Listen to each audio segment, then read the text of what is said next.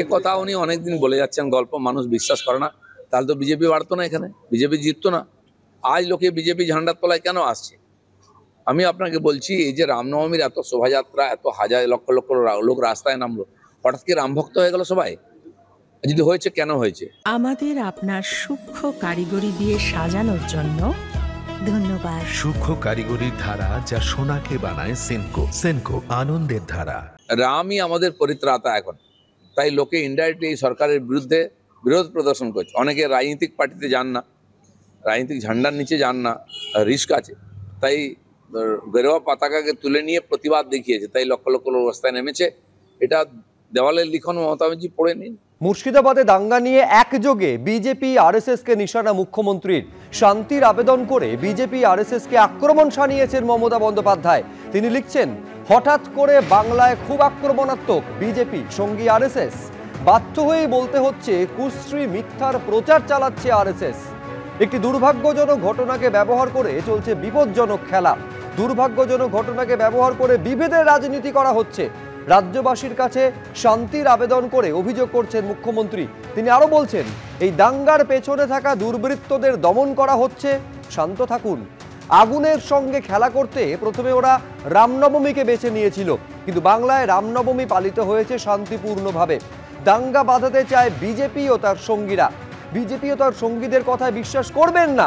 এই আইন শৃঙ্খলা রক্ষায় কঠোর ব্যবস্থা নেওয়ার দাবি করে অভিযোগ করছেন মমতা বন্দ্যোপাধ্যায়। জীবনের জ্বলন্ত সমস্যা থেকে নজর ঘোরানোর অভিযোগে আক্রমণ শানিয়েছেন বিজেপিকে।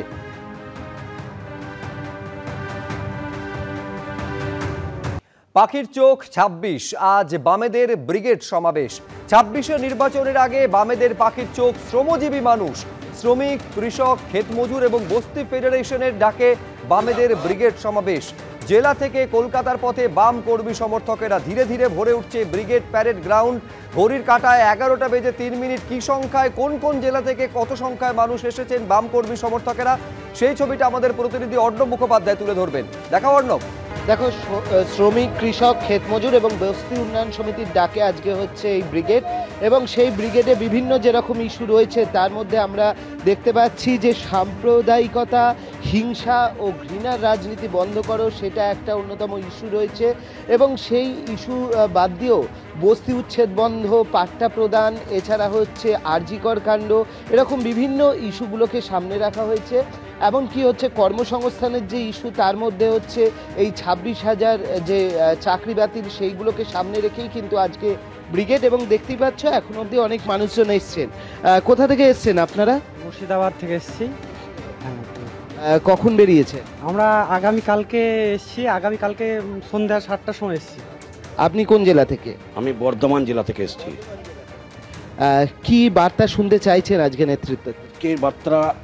কৃষক চাষ করতে পারছে না, চাপানের দাম বেশি, মানে এই তারপর ওয়েদারের জন্য অনেক ফসল নষ্ট হচ্ছে। তারপরে এই যে ১০০ দিনের কাজ নাই, গরিব মানুষ আমরা ক্ষেত খামারের লোকের কাজ করি, আমরা ১০০ দিনের কাজ থেকে দিতে হবে, এই সরকারকে নিপাত যেতে হবে। তো এই বিভিন্ন কেন্দ্র এবং রাজ্য সরকারের বিরোধিতায় তারা সবাই এসছেন, এবং তাদের বক্তব্য যে দুজনেরই যে নীতি এবং তাদের যে পলিসি, সেই কারণেই হচ্ছে সাধারণ মেহনতি মানুষের ক্ষতি হচ্ছে, এবং সেই কারণে তারা আজকে এসছেন এবং নেতৃত্ব থেকে বিভিন্ন বার্তা শুনতে চান। দেখতেই পাচ্ছ এখানে সিটুর যেরকম ঝান্ডা রয়েছে, AIKS এর ঝান্ডা রয়েছে, এইরকম বিভিন্ন দলীয় পতাকা রয়েছে, এবং সেগুলো নিয়ে তারা এসছেন। তবে ৩টে থেকে কর্মসূচি শুরু হবে, এবং ৩টে থেকে যেহেতু কর্মসূচি শুরু হবে সেহেতু এখনও সংখ্যায় কম, কিন্তু সবাই আসছেন। এবং যেটা বাম নেতৃত্ব আশা করছে যে এই মাঠ, তাদের কিন্তু এই মাঠ অনেকটাই মানুষ আসবেন এবং তাদের বক্তব্য শুনবেন, এবং যেটা তাদের দিশা দেখাবে আগামী বিধানসভা নির্বাচনের দিকে। একেবারে প্রায় ৪ ঘন্টার মতন সময় বাকি রয়েছে। তার আগে ব্রিগেড প্যারেড গ্রাউন্ডের মূল মঞ্চের সামনে থেকে ছবিটা তুলে ধরছিলেন অর্ণব।